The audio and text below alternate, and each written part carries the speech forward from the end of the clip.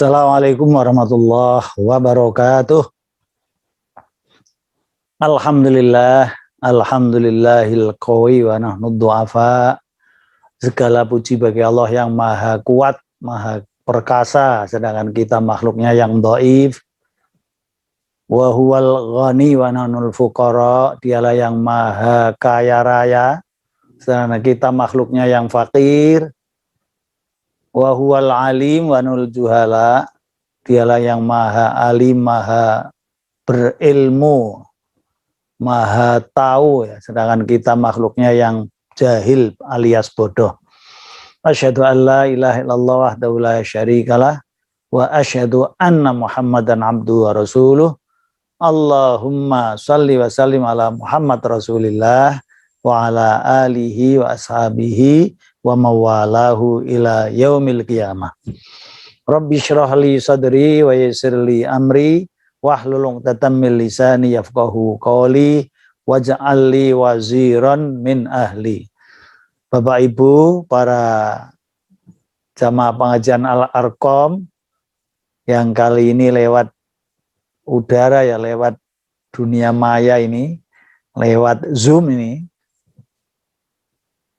mudah-mudahan makna dan sebagainya, manfaatnya tidak ada bedanya ya. Mudah-mudahan tetap sama ya manfaatnya, baik lewat Zoom maupun lewat offline ya.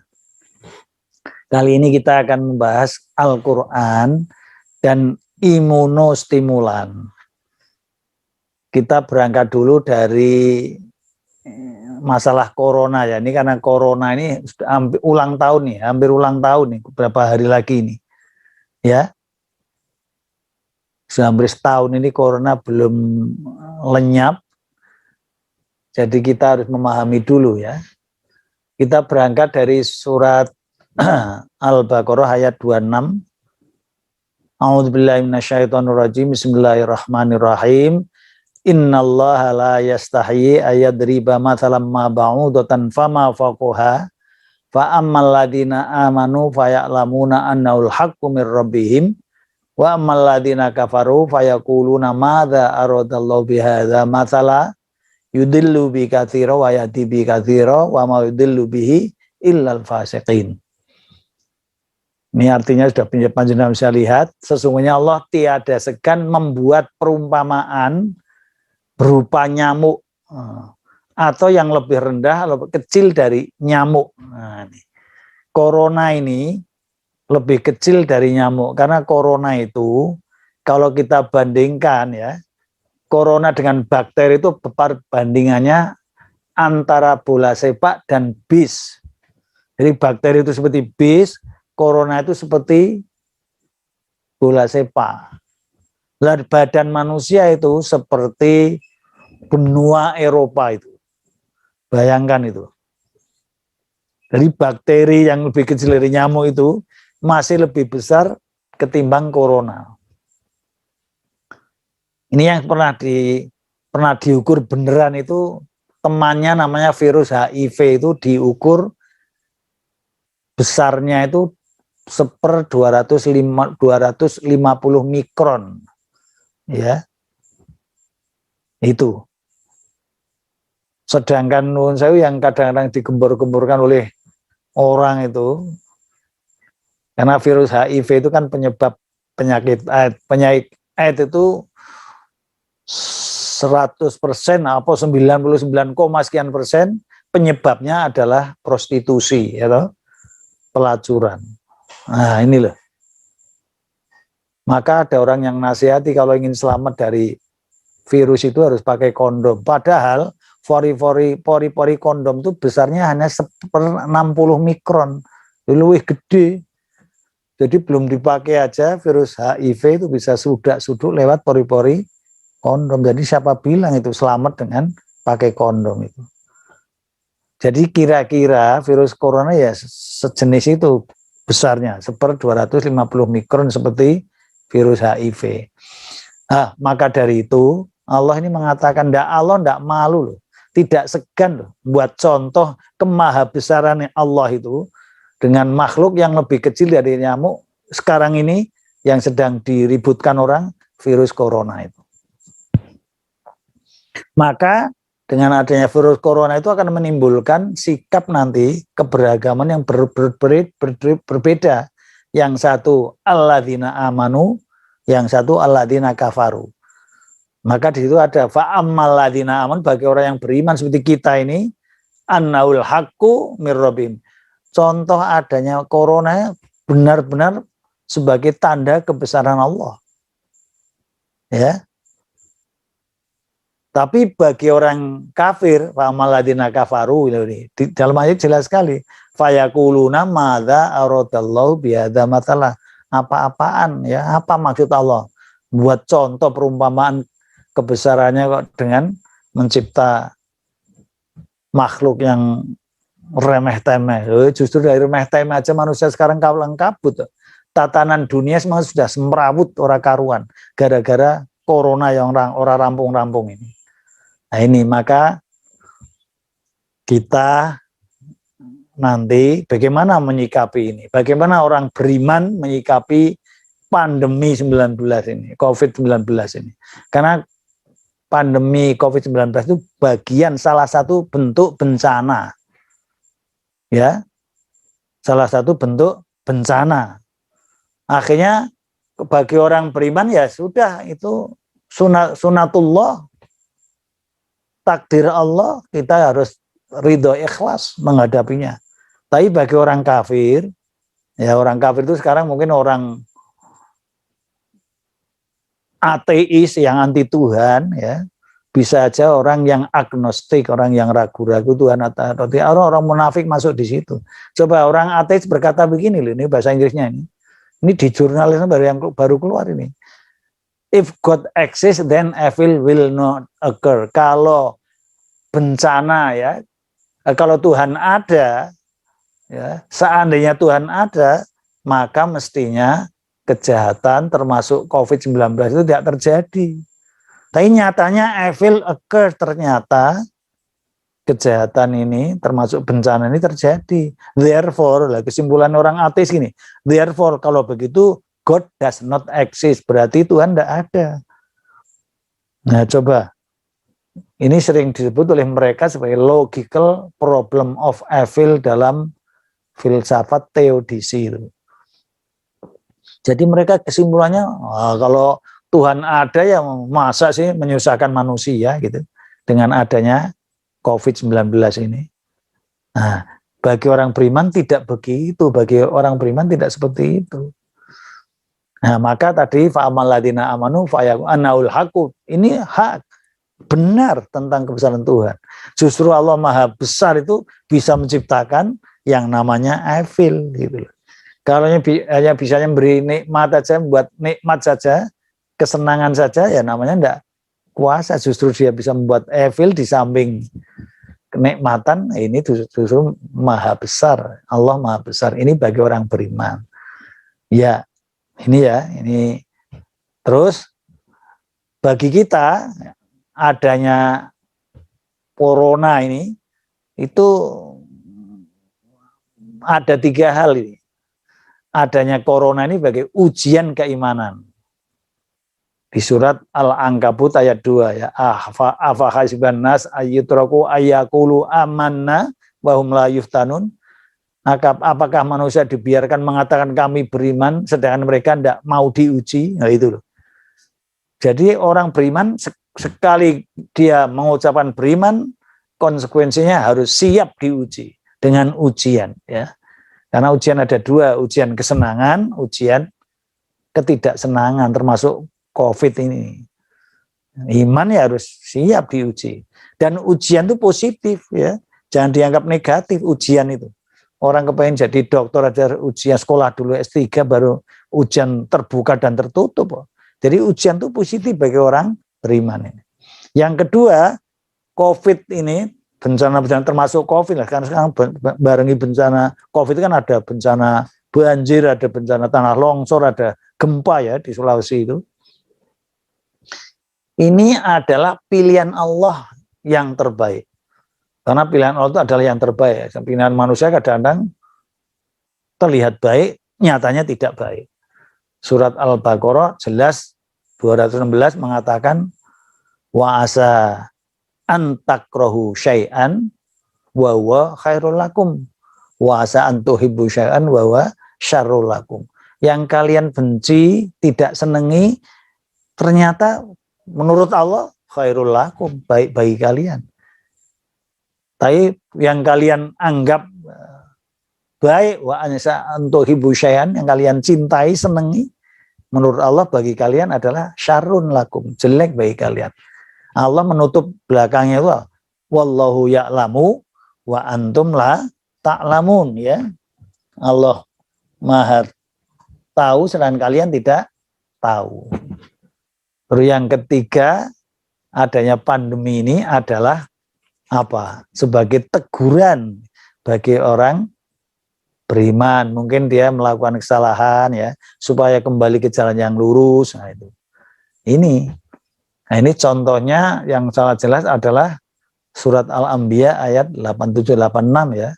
Ketika Allah menguji Nabi Yunus gara-gara melakukan kesalahan, karena dia mutung lah bahasa Jawa nih, karena dakwanya tidak diterima di kaumnya itu, kemudian dia meninggalkan kaumnya, pergi.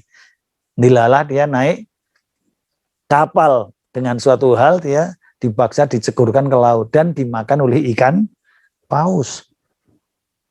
Padahal Nabi Yunus ini. Nah, maka nanti dilihat di surat Al-Anbiya ayat 8786, belakangnya itu Allah, wa kadzalika nunjil mu'minin. Karena dia setelah di perut ikan paus ini dalam kegelapan, dia berdoa, ya, la ilaha illa anta subhanaka inni kuntu minadz zalimin, ya. Kemudian kata Allah, fastajabna lahu wa najjainahu minal ghammi. Kami kabulkan doanya dan kami, ya, selamatkan dia dari kegundah gulanaan. Wa kadzalika nunjil mukminin, dengan cara itu loh kami selamatkan orang-orang beriman. Nah, ini panjenengan bisa melihat ini ayat-ayat ini bahwa pandemi, salah satu bentuk musibah atau bencana ini adalah ini ujian keimanan, dan itu pilihan Allah yang terbaik. 3 teguran agar kita kembali kepada yang benar. Ya. Nah, sekarang bagi orang kafir gimana? Nah, kan tadi ada 2, faladina amanu fa'amaladina kafir. Sekarang fa'amaladina kafir. Bagi orang kafir itu azab. Jadi adanya pandemi ini azab dunia, tapi ya bukan azab yang nanti akan diterima di akhirat. Ya. Karena dalam surat As-Sajdah ayat 21 Allah mengatakan walanudhiqannahum minal adzabil adna dunal adzabil akbar la'allahum yarji'un. Benar-benar kami akan menimpakan kepada mereka, merasakan kepada mereka azab di dunia ini selain azab yang lebih besar di akhirat nanti. Apa? Agar supaya orang kafir itu la'allahum yarji'un, kepada jalan yang benar yang sudah diajarkan oleh para nabi, para penerusnya, pewarisnya, dan sebagainya. Ini adab di sini, adab bukan adab nanti yang di akhirat, ya, seperti adab ini loh, seperti dalam hadis ini loh. Inna fis safari la adzaban, itu loh. Di dalam bepergian itu kata Rasulullah ada adab, itu loh. Jadi adabnya model begitu, sehingga orang kalau tidak iman mengeluh tok. Mulanya dalam adab safar itu orang muslim boleh menjamak plus mengqosor sholat. Ini karena dalam bepergian itu ada azab ini. Jadi azab yang dimaksud bagi orang kafir begini, ya, azab seperti azab yang ada. Jadi yang menyebabkan orang itu mengeluh, menyalahkan keadaan, anxiety, cemas, ya, itu loh. Bahkan meracu-meracu, menyalahkan keadaan ini. Ini, ya, coba sebelumnya, ya, sebelum itu. Nah, yang kedua, mengapa orang kafir dapat sedikit musibah saja sudah mengeluh, menyalahkan keadaan, stres, ya, cemas? Karena orang kafir menurut Nabi menganggap dunia ini adalah surga. Dalam hadis riwayat Muslim gimana? Dari Abi Hurairah, ad-dunya sijnul mu'mini wa jannatul kafir. Jadi dunia ini bagi orang beriman sijnun, penjara. Artinya tidak bebas karena ada halal, ada haram, ada makruh, ada syubhat, ya, ada haram, ya macam-macam lah. Bagi orang mukmin, tapi bagi orang kafir tidak ada aturan. Karena dunia ini sudahlah, dunia ini surga. Mati ya sudah rampung anggapan mereka. Kalau bagi kita orang beriman, kematian adalah pintu gerbang menuju alam haki yang sesungguhnya yang akan kita tuju. Jadi dunia itu hanya sekedar mazru'atun lil akhir, bagi kita itu hanya sawah untuk akhirat. Kehidupan kita yang sesungguhnya adalah akhirat. Tapi bagi orang kafir, nah coba, dunia ini surga. Maka karena menganggap dunia surga, masa ada corona yang menyakitkan, yang membingungkan, yang mengkhawatirkan. Jadi mereka tidak terima itu bagi orang kafir ini. Surga ya enak tok kutune. Padahal bagi kita dunia ini romantika hidup itu isinya dua. Kalau tidak seneng sedih, tidak kaya miskin, ya toh. Kalau tidak sehat sakit, tidak hidup mati, dua itu pasti.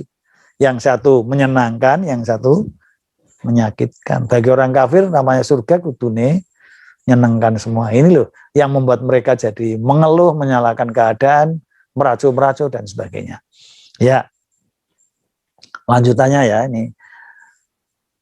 Sebetulnya secara normatif memang harus beda ya.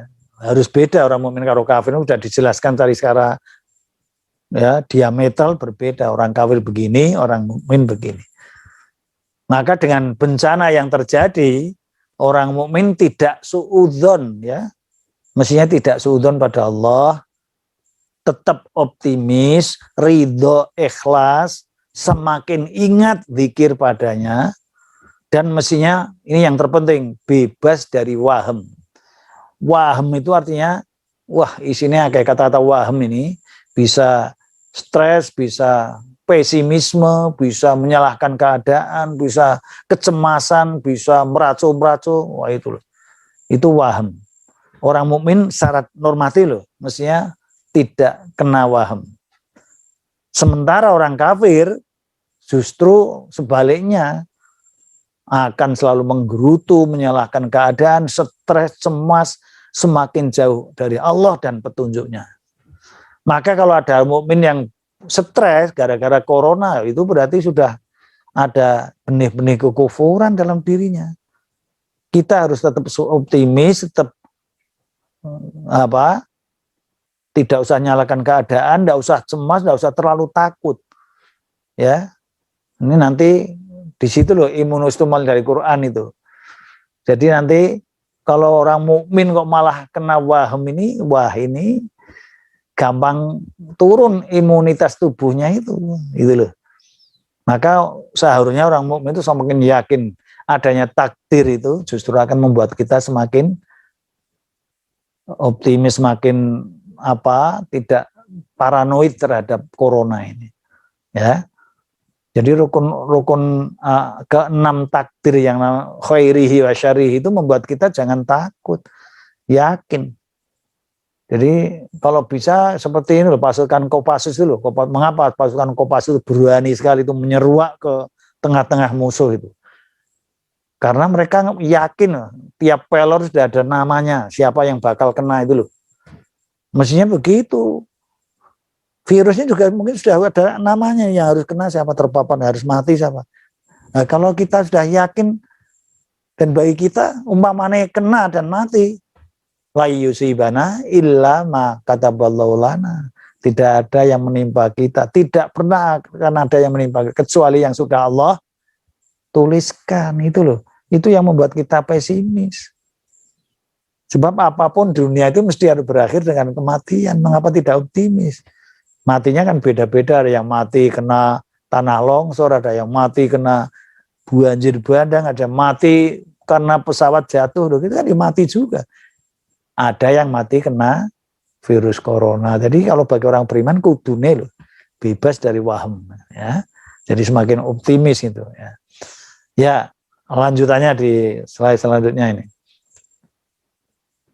Maka ini ya, Nabi sudah mengatakan, ya, bagus sekali dalam sabdanya riwayat Muslim ini. Ajaban li amril mukmin, orang mukmin kehidupannya itu serba menakjubkan.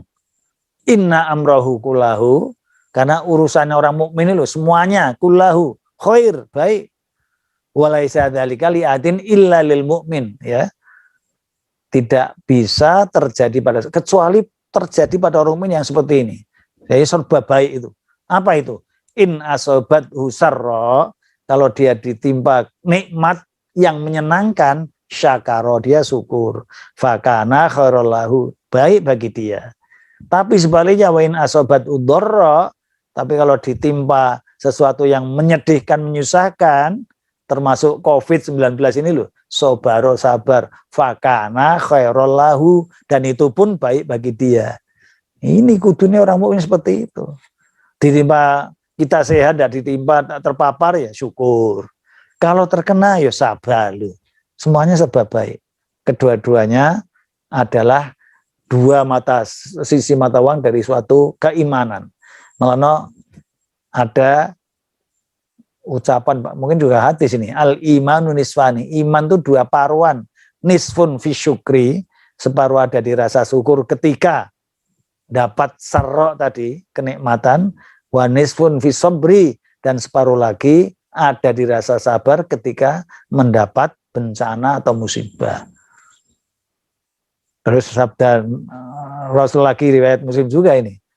Jadi innalillahi mi'ata rahmatin, Allah tuh sakjane punya 100 rahmat.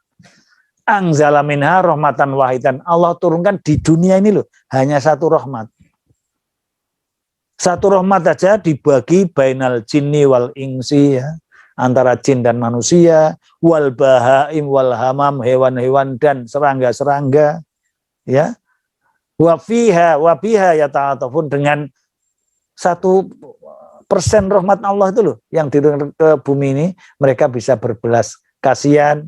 Wa biha yata'atafun yatarohamun, dan dia juga bisa dengan kasih sayang ini mereka berkasih sayang. Coba.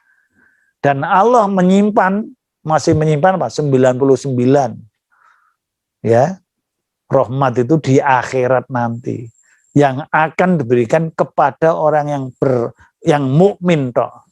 Jadi kalau 1% di dunia ini kecampuran, ya, musibah, nikmat masih campur aduk karo musibah, itu bagi orang beriman wajar, hanya 1%.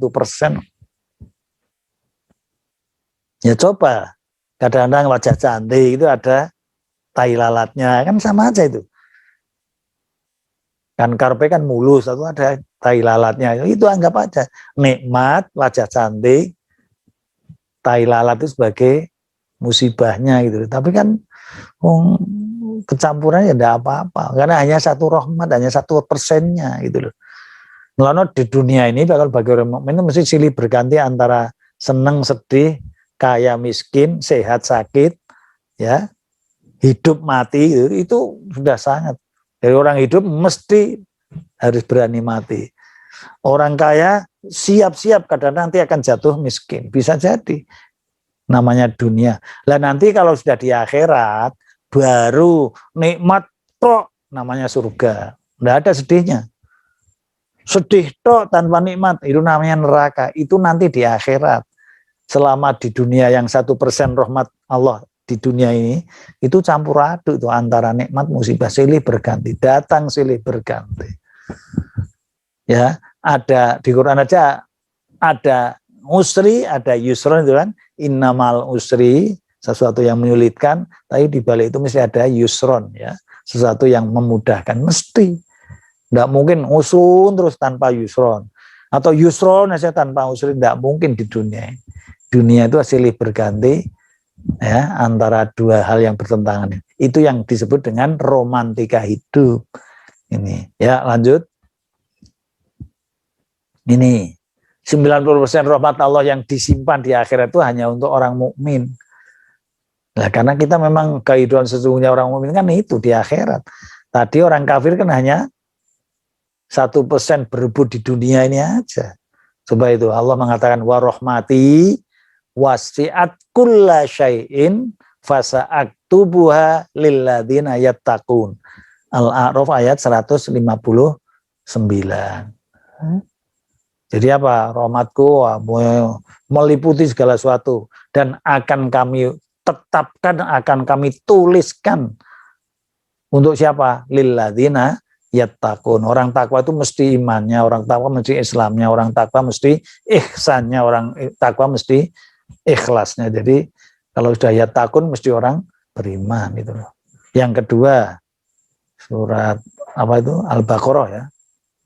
Innalladzina amanu walladzina hajaru wajahadu fi sabilillah ulaika yarjuna rahmatallah wallahu ghafurur rahim. Sesungguhnya orang yang iman, orang yang hijrah, jahadu berjuang di jalan Allah, ulaika yarjuna rahmatallah.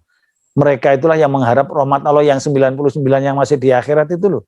Bukan berebut di 1% yang ada di dunia ini. Wallahu ghafurur rahim. Allah Maha Pengampun lagi Maha Penyayang. Jadi kalau 1% coba lihat, orang yang kaya-kaya malah non-muslim loh. 10 Taipan non-muslim semua. Yang Islam itu hanya Abu Rizal Bakri nomor berapa itu.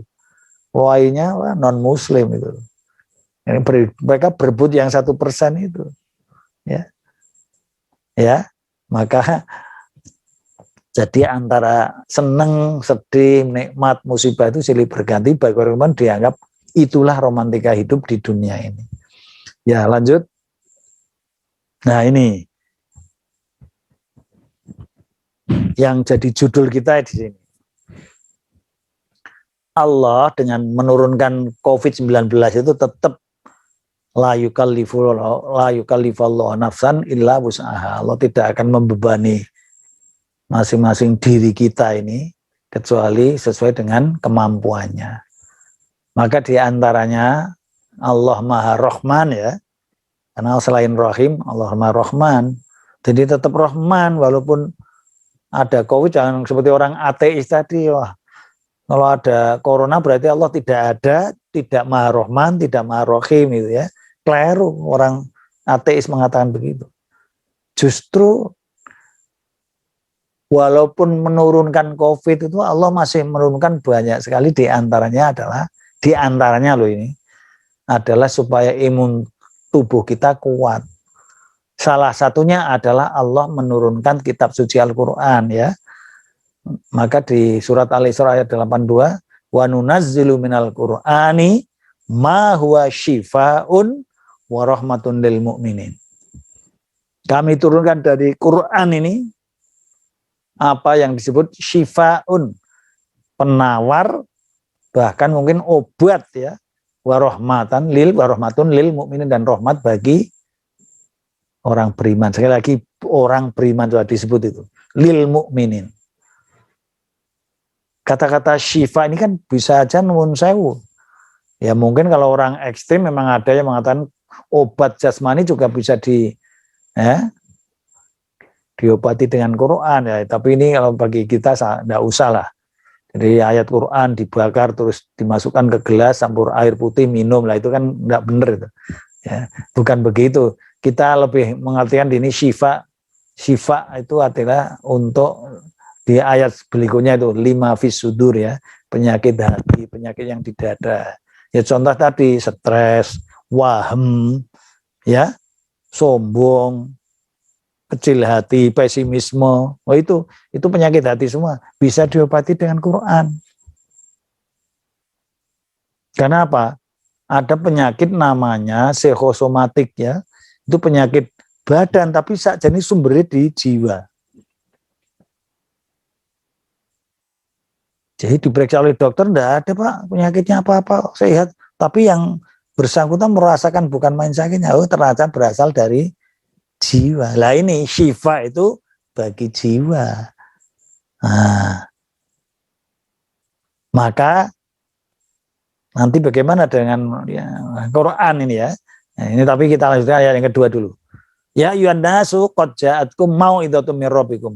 Wahai manusia, telah datang kepada kalian pelajaran dari Tuhanmu ya. Ya jelas di mana letaknya ya, di Quran. Wa syifaun lima fis sudur ya, dan penawar obat bagi penyakit yang ada di dada. Wa huda wa rahmatun lil mu'minin. Dan sekali lagi hudan petunjuk, rahmat lil mu'minin bagi orang yang beriman. Jadi 2 kali lil mukminin. Jadi nanti ini Quran kan kewajiban kita minimal ada 4 itu. Kewajiban pada Quran ini loh. 1, qiraatuhu, membacanya. Ini paling rendah ini. 2, tilawatuhu. Mungkin yang pertama membaca tapi bacanya masih gradul ya. Panjang pendeknya urung jelas. Tapi yang kedua tilawatu itu sudah tahsin ya, bacanya sudah bagus. Ya. Terus yang keempat apa? Tadarrusuhu, mengambil pelajaran.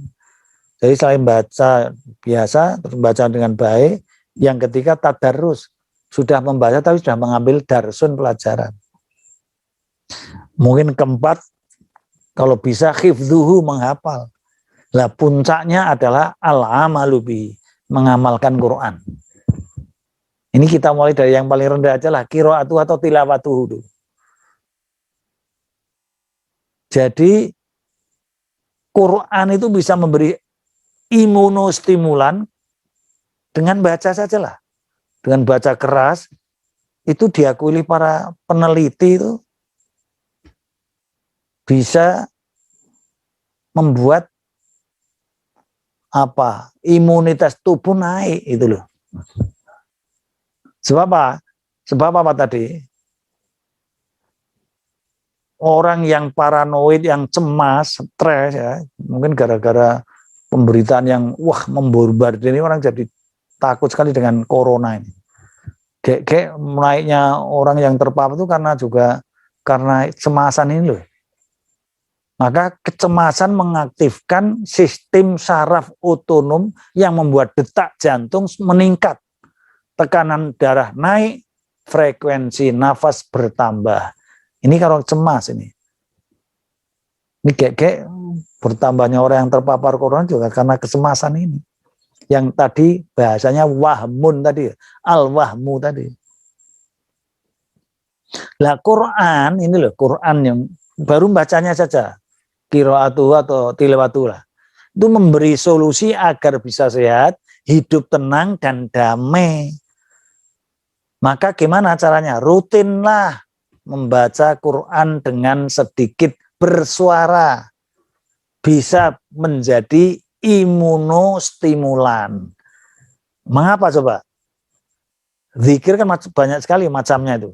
Dan zikir kata Allah, alladzina amanu, orang yang beriman, wa tatmainnu qulubuhum bidzikrillah, dan hati mereka menjadi tenang karena zikir pada Allah.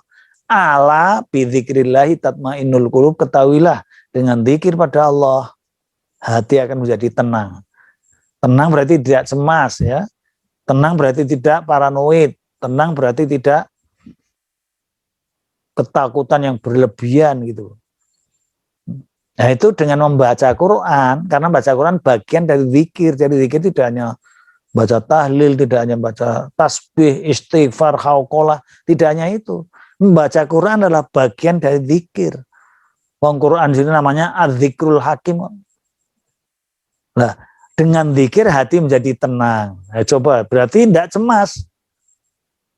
Dan ini diakui oleh itu coba, siapa? Henrik William Duff, itu peneliti tingkat dunia loh.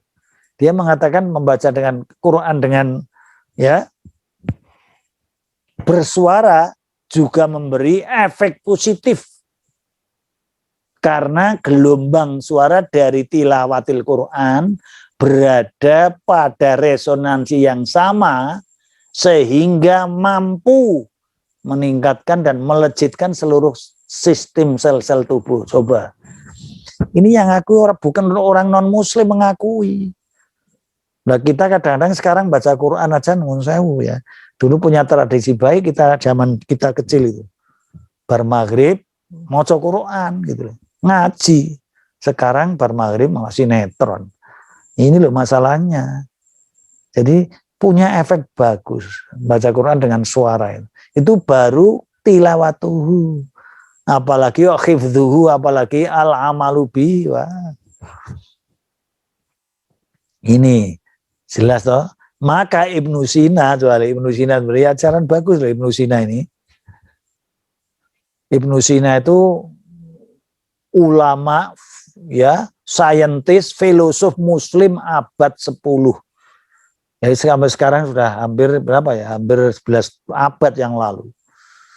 Dia dokter sekaligus ahli filsafat Islam, sekaligus dia ahli tasawuf. Nah, kedokterannya itu, buku kedokteran dia namanya Al-Qanun fit Tibbi. Ya, konun itu kan kalau di Inggris kan canon in medicine ya. Dari aturan-aturan dalam hal pengobatan. Itu dibaca oleh para dokter Eropa sampai abad ke-16. Bayangkan itu. Jadi sering disebut dia Prince of Doctor, dia sering disebut di barat sebagai Prince of Doctor, apa ya, putra mahkota ya dari para dokter. Dia mengatakan itu, ucapannya ini, lihat. Al-wahmu nisfudda. Coba ucapannya Ibnu Sina itu. Jadi waham tadi cemas, paranoid, ketakutan berlebihan. Itu separuh dari penyakit. Jadi orang kalau imunisnya tubuh, itu bodoh karo wis otomatis siap untuk menerima penyakit. Termasuk corona ini. Hah? Tapi lihat, walid mi'nan, tatma'inu tadi loh, tumaknina tadi loh. Ketenangan batin berarti tidak kayak tanpa waham berarti waham hilang. Yang ada adalah itmi'nan, ketenangan, nisfud dawa, separuh dari obat. Wasabru bidayatus syifa. Sedangkan sabar permulaan dari kesembuhan. Bayangkan ucapannya kan betul, kalau diikuti kan benar tuh. Waham nisfuda, jangan takut ya. Jangan stres, jangan cemas, jangan anxiety bahasa Inggrisnya itu. Karena itu adalah separuh obat. Orang kalau imunitasnya tubuh gampang kena penyakit. Sebaliknya harus itmi'nan, karena tenang, waham hilang, tanpa stres, tanpa paranoid, separuh dari obat. Wasabru biratu sifat, sabar ini harus diartikan jangan narimo ing pantum, bukan. Sabar itu artinya tahan uji. Artinya apa? Berusaha dan berdoa, itu namanya sabar. Sekarang ya coba, karena dulu protokol kesehatan yang kita jalani sekarang itu berasal dari Ibnu Sina juga. Ibnu Sina dulu ketika mau datang menemui ulama terkenal Abu Rayhan Al-Biruni, Abu Rayhan senang kedatangan Ibnu Sina ya, sesama orang top itu. Maka dia menyambutnya dengan wah mau memeluk itu, mau cipika-cipiki, terus peluk-pelukan kan orang muslim ketemu muslim gitu. Tapi pada saat itu sedang terjadi wabah. Ibnu Sina menolak, tidak mau dia diajak peluk-pelukan, walaupun itu sunnah Rasul ya, karena pada waktu masih ada wabah. Dia minta kalau mau pelukan siapkan satu pakaian khusus. Kalau sekarang mungkin APD itu, nah mungkin kalau sekarang masker itu ya minimal itu. Terus harus disiapkan apa? Cuka murni ya, mungkin sekarang ya hand sanitizer itu ya. Coba, ini kan bagian dari sabar. Jadi tiga-tiganya itu dilakoni itu insya Allah tadi wis separuh kesembuhan. Maka hubungannya apa dengan tadi Quran? Quran dibaca membuat itu bagian dari zikir. Zikir membawa ketenangan batin, gitu kan? Ketenangan hati. Ketenangan hati berarti hilangnya waham tadi. Cemas, tidak cemas dan sebagainya, itu berarti sudah separuh obat. Ditambahi sabar, berusaha dan berdoa. Ini saya kira kalau kita sudah demikian ini, ya, alangkah indahnya ajaran Islam ini. Tapi sayangnya tadi kadang-kadang kita tidak sesuai dengan norma, gitu loh. Tidak sesuai dengan norma, ya. Normanya kita kon maca Quran, malah arang-arang maca. Maka kita biasakan maca Quran dengan suara keras, bar maghrib TV matikan, sekeluarga nyekel Quran KB bersuara. gitu. Ojo malah belas tidak ada suara, tidak pernah terdengar suara Quran itu. Ya, itu ya dari mana kita? Nah, ini berarti yang salah itu bukan Allah tapi kitanya itu yang memang kurang. Memang kita di akhir zaman itu sering disebut apa? Keindahan Islam itu tertutupi oleh perilaku muslim yang salah itu. Maka Muhammad Abdul mengatakan al-Islamu mahjubun bil muslimin. Keindahan kebenaran Islam tertutup oleh perilaku orang mukmin. Sehingga orang luar menganggap Islam itu ya perilakunya mukmin itu loh. Ya. Mulanya sering disebut oleh Irene Bandono itu kan menganggap Islam itu sama dengan Muslim, kan tidak. Muslim itu orangnya kok, Islam itu ajarannya. Nah, maka banyak para pakar mengatakan mari untuk demi umat Islam jaya lagi harus dibumikan Al-Quran, Pak Quraisyihab, membumikan Quran. Karena Quran masih di langit, belum jadi etos kaum muslimin. Pak Syafi'i Ma'arif membumikan Islam, Islam harus dibumikan. Berarti Islam harus menjadi etos kaum muslimin gitu loh. Ajarannya baik, kalau tidak dilaksanakan ya podo baik gitu loh. Ini ya, maka sekarang ini bagaimana ajaran yang baik begini tinggal melalui tadi lil mukminin, tergantung ada iman. Semakin iman kita kepada kebenaran Quran ini, maka semakin akan berpengaruh pada diri kita. Jadi kalau kita tidak yakin ya tidak iman ya memang ya tidak ada pengaruhnya apa-apa. Tapi semakin kita yakin, hati tenang ya baca Quran, hati tenang dan sebagainya, ini otomatis imunitas tubuh naik. Jadi sekaligus tuh, jadi kan Quran ini jadi ya meningkatkan imun sekaligus meningkatkan iman. Jadi iman ini jadi siji gitu.